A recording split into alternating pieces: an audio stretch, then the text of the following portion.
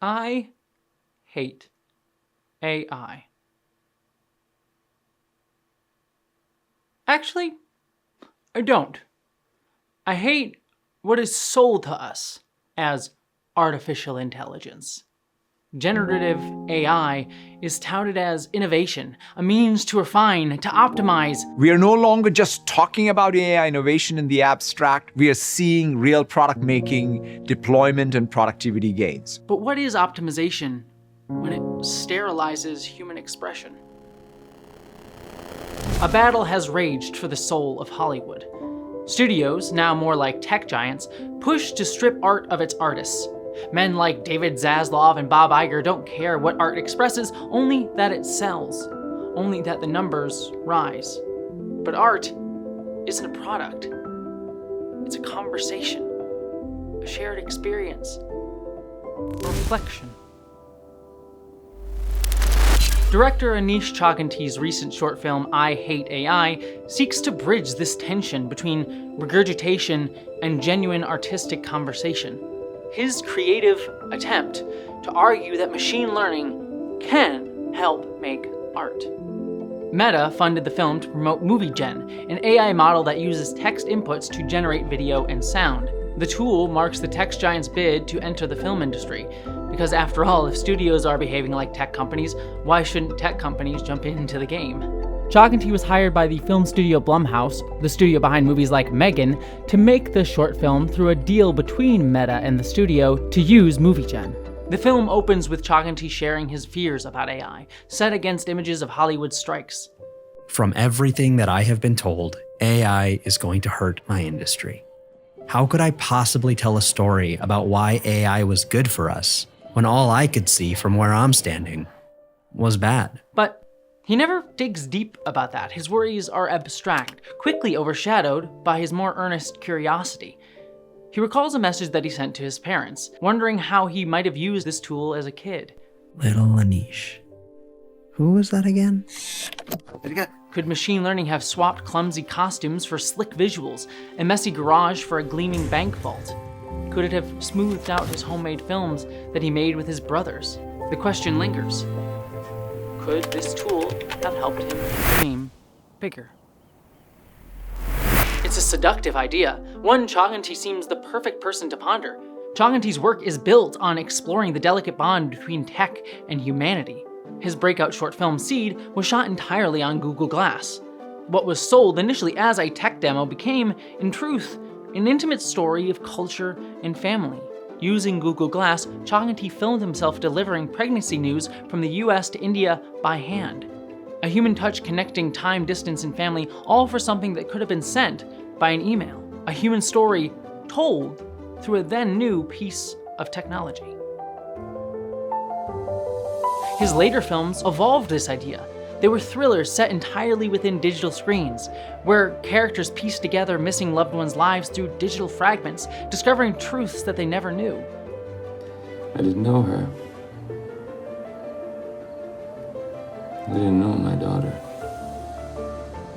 For Chaganty, tech has always expanded human stories, not reduced them. So why couldn't generative machine learning, he argues, do the exact same?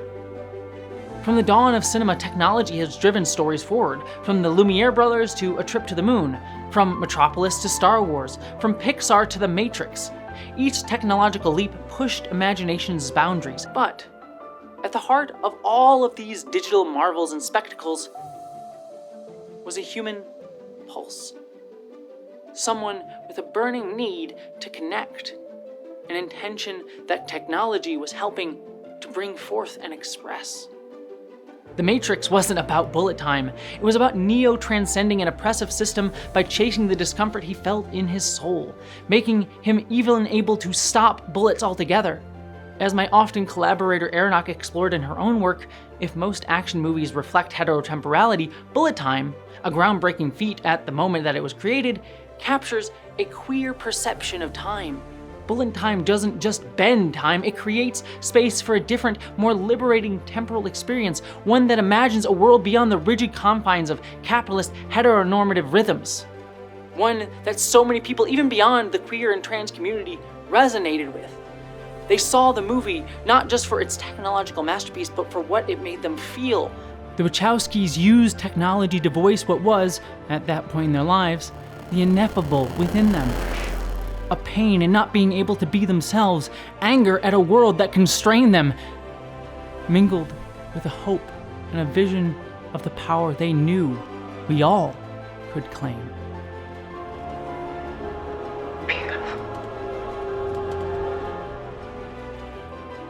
While capitalists like Steve Jobs saw Pixar simply as a company making revolutionary technology that he could eventually sell off to Disney for profit, The graphics were, years beyond anything I'd ever seen before. And he told me of his dream to make the first computer animated feature film. And I bought into that dream both sort of emotionally and financially. we all fell in love with Pixar because its stories were about something that felt true to us. Hey, Buzz! You're flying! This isn't flying, this is falling with style. Star Wars embodied rebellion against Empire, while Metropolis captured a longing for revolution. Even the first films of trains or wild trips to the moon weren't just spectacles. They were the first steps of a new artistic medium, capturing the relentless spark of our deepest longing to see beyond the horizon. Every story was a filmmaker's attempt to express something deeply felt, a technology-enabled spark. Without that human spark, films become hollow spectacles, beautiful but empty. Technology helps us dream. It did not do it for us.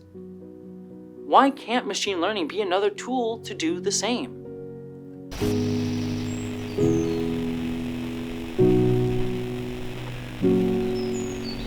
Those selling these tools lie that they are intelligence, that they analyze art in a way comparable to human inspiration, but it's not.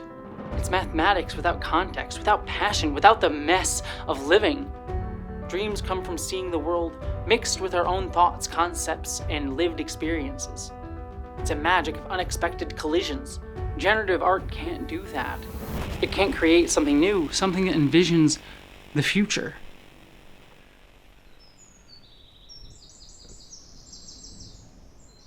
As a kid, connection to me felt distant. My thoughts lost in a fog of difference.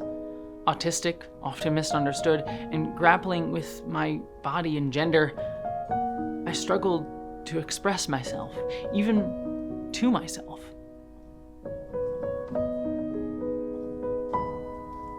Filmmaking and creativity became my bridge. It wasn't about polish, it was about trying to make my soul laid bare. I started by making Doctor Who music videos, sharing my belief in the 10th Doctor and Rose's endless love. But in the doing, I learned editing's power to reshape feelings and add new context, even with pre-existing footage, all because of what I brought to that process. I also made Star Trek fan films, crappy little stick figure animations, but I made those animations with my friends' voices as the characters.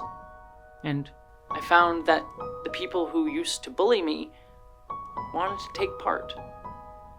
I even staged a rock concert for a film that I made in an empty auditorium with rock band gear. In doing so, I found ways to frame shots, direct live action, and most importantly, make friends.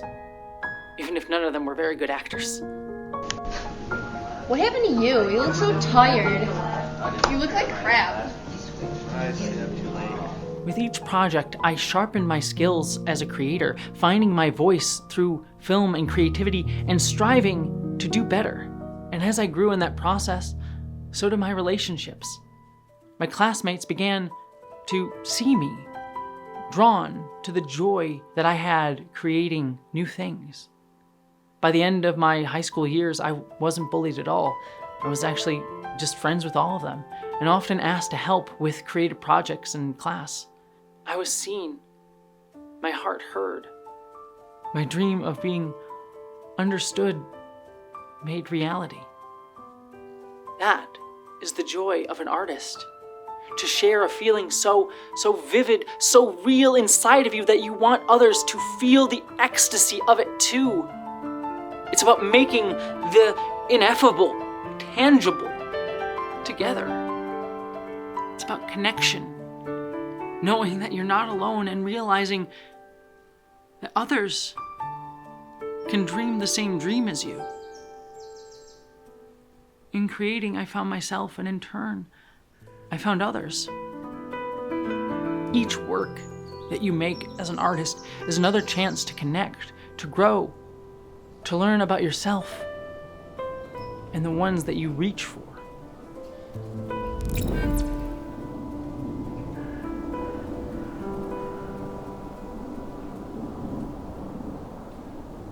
We crave human connection in art, not just in the stories we watch, but in their making. Why do we celebrate Tom Cruise's real stunts in Mission Impossible, or constantly retell the story of Viggo Mortensen breaking his foot in Lord of the Rings? Why do we constantly watch scrappy filmmakers defying odds on DVD extras, or go to conventions to hear creators tell us stories of what they went through?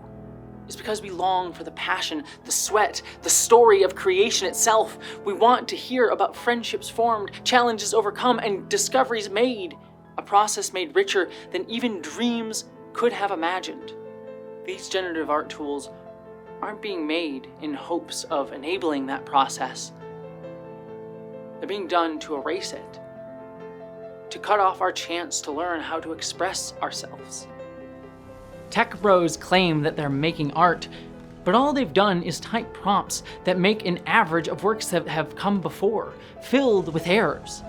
They crave the end result without the act of creation, inputting words, then calling it done.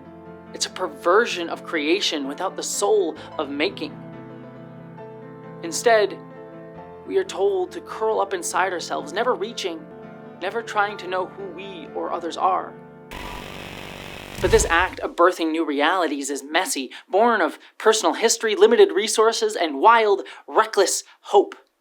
Chaganty's childhood footage of a retail-bought costume is more evocative than any regurgitated algorithm-generated alien because it was unique.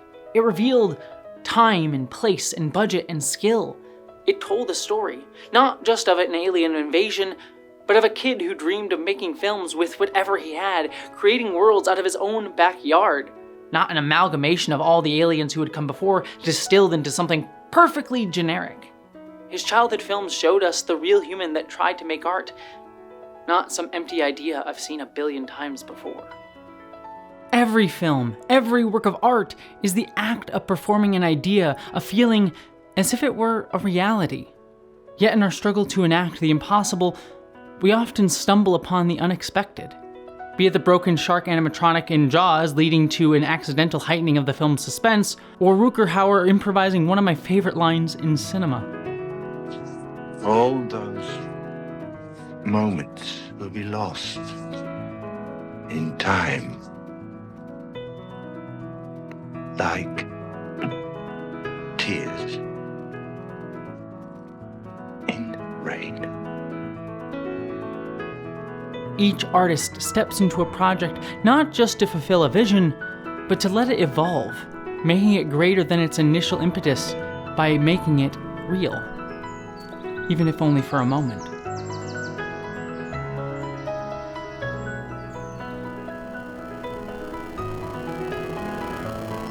I wonder, if you had this tool as a kid, would you have found an alien costume or learned to make one? Would you have figured out how to turn a room into a bank vault, or would you have just pressed a button? Would you have learned the power of editing, or simply fed scenes to a tool to do it for him, and then filmed alone in a silent room by himself? I wonder if all of these moments would have been lost, like tears in rain, if Chaganty could have simply been able to generate them all with the push of a button.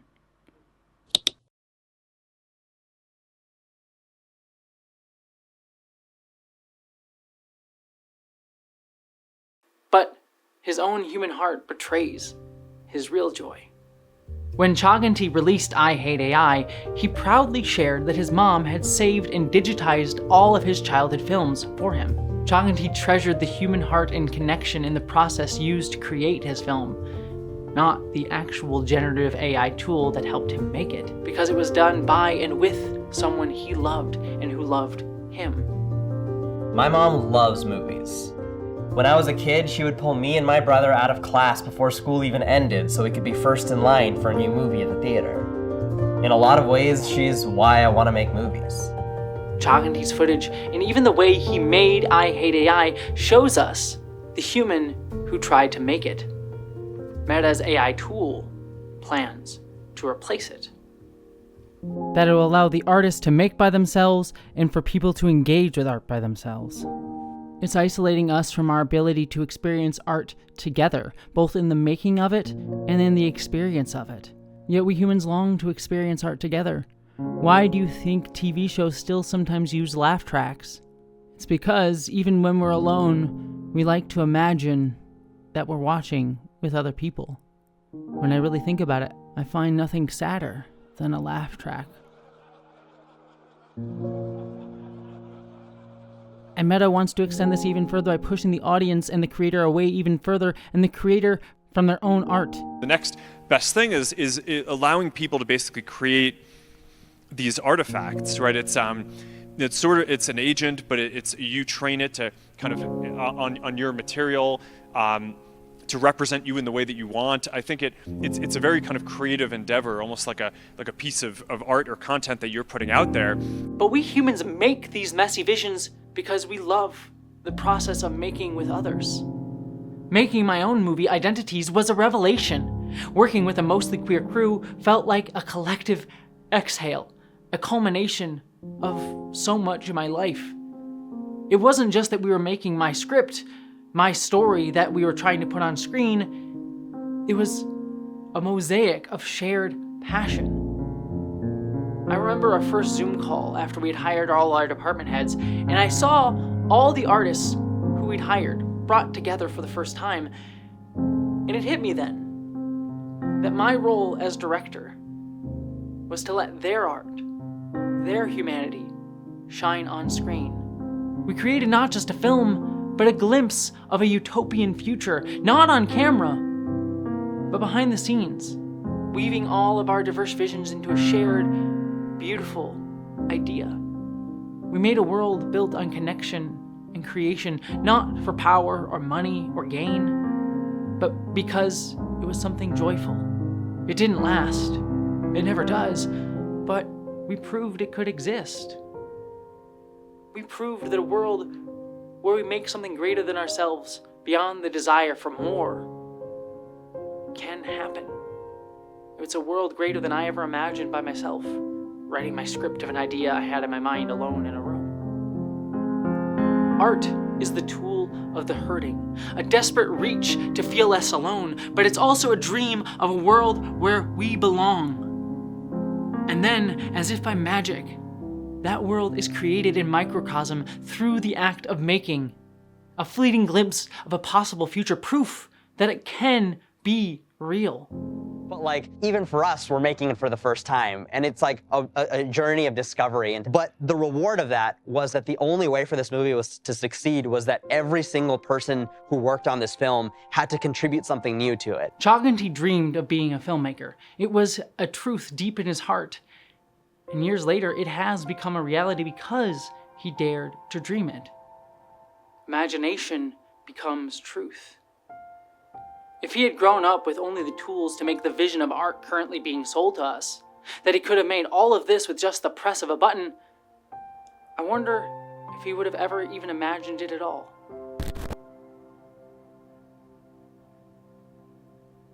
I learned to act in high school plays and community theater.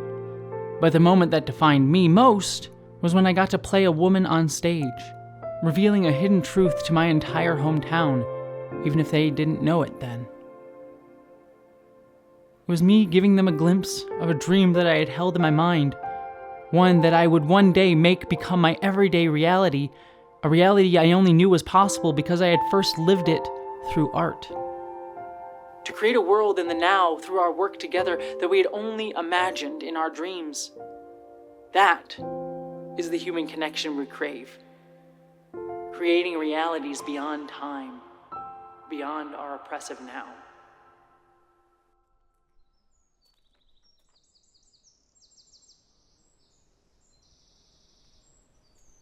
But these generative tools rip the artist from the act of making, destroying the worlds made in the act of creation, both on screen and behind the scenes. The same day that I wrote this, Disney announced a so-called AI initiative to replace special effects artists, an industry that's already been gutted by overwork, slash pay, and relentless undercutting. Just look at the slop CGI that Marvel churns out, the result of brutal conditions forced upon VFX artists. Generative art only will amplify that destruction. Visual effects work is art. Look at Blade Runner 2049, a work that had VFX crafted by hands that cared, by artists who poured their souls into bringing another artist's ideas to life.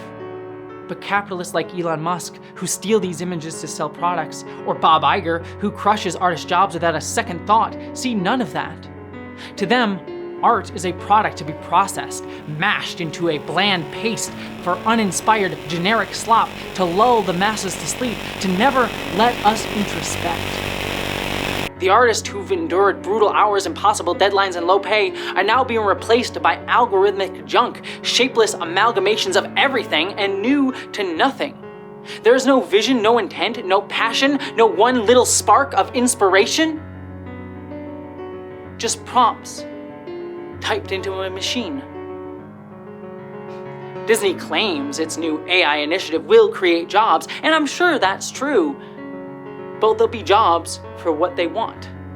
Soulless drones pressing buttons, not creators at the heart of creation. They envision a writer, alone editing words spit out by a machine trained on all the scripts that have come before, instead of engaging in the dance of ideas with other writers in a room. They want voice actors' instruments stolen and reused after only a single recording session. They hope to see animation reduced to regurgitation. They see films starring dead actors morosely resurrected by CGI, using performances built from amalgamated digital scraps of past roles rather than thoughtfully crafted based on years of experience for the story that they are in. And they want young actors just starting out to be scanned once and have their echoes used forever. This is what they want for all of us, lying to us that we are creating when we only can constantly regurgitate their pre-selected visions.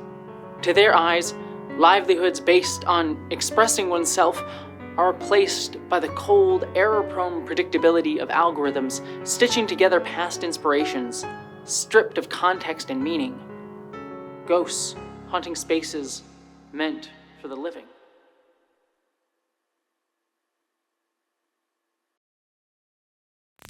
But real human creativity is wild. It's a child pretending she created a rock concert in an empty auditorium with rock band instruments, or a backyard becoming a wild apocalypse. It's ridiculous, cringy, and wonderful, rooted in our biggest fears, hurts, and hopes. But as we grow older, our dreams sometimes shrink, whittled down by a culture that constantly whispers in our ear, "It's lie," that the world is made of limitations and lines, by borders, boxes, and definitions. Yet dreams, by their nature, are meant to shatter those walls, to stretch the confines of what is, and into the realm of what could be. That is art's true power.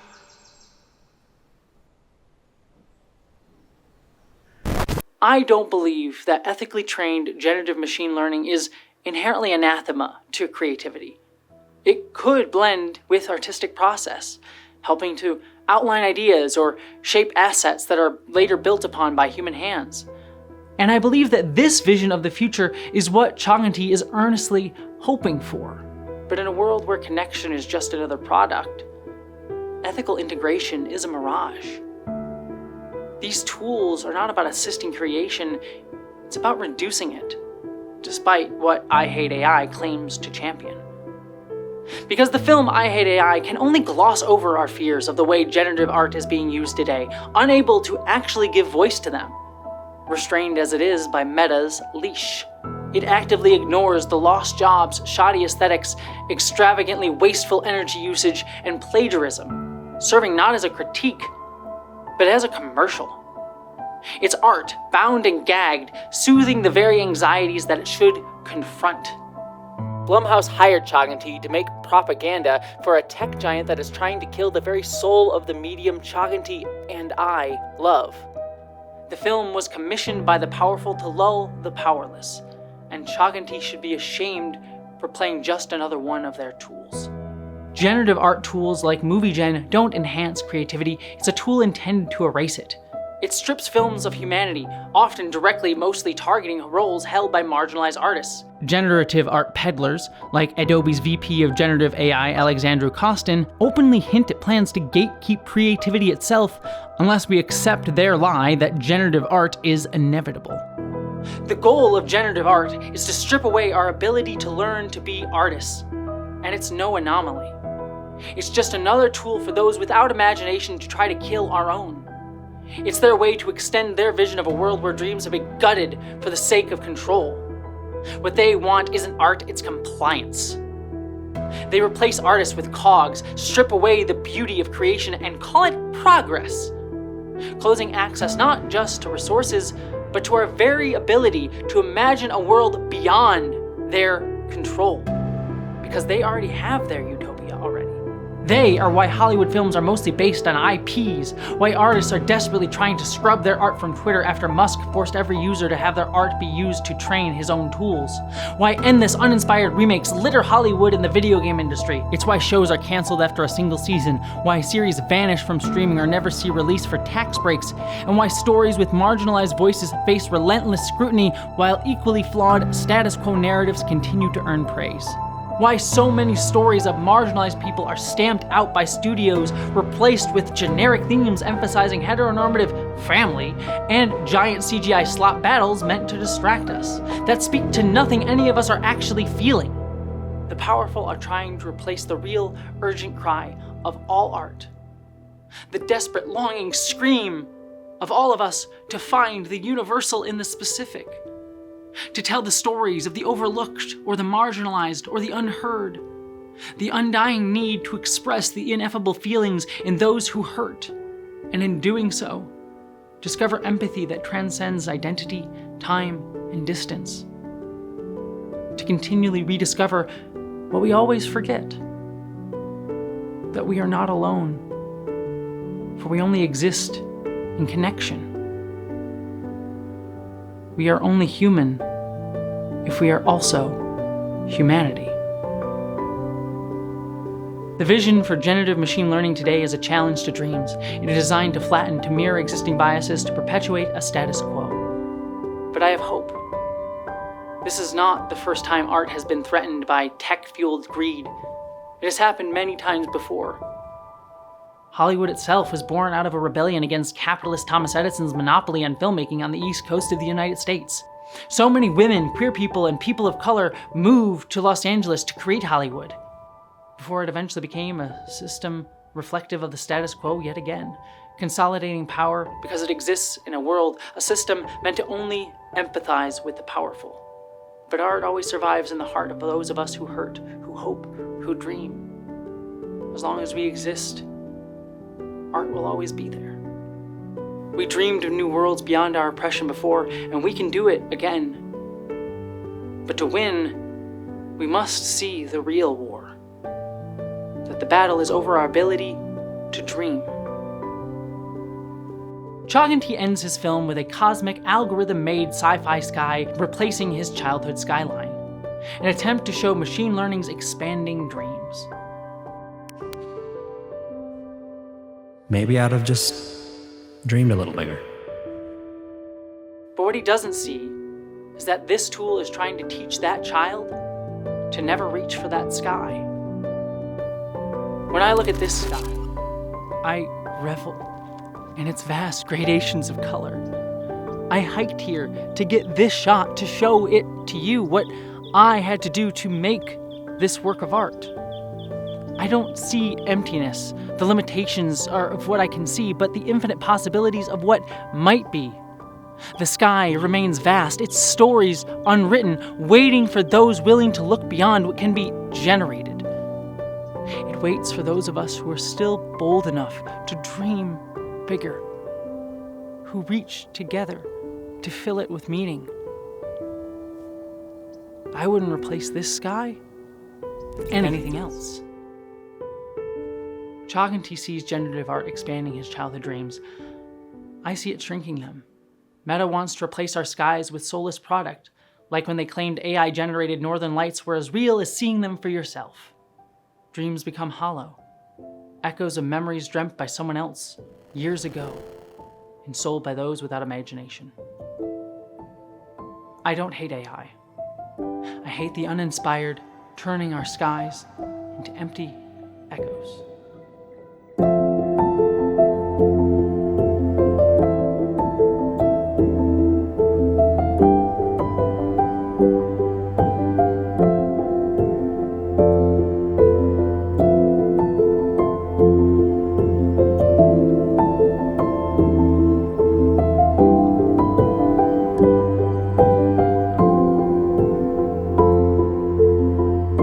I like the paint the sky with rainbows idea.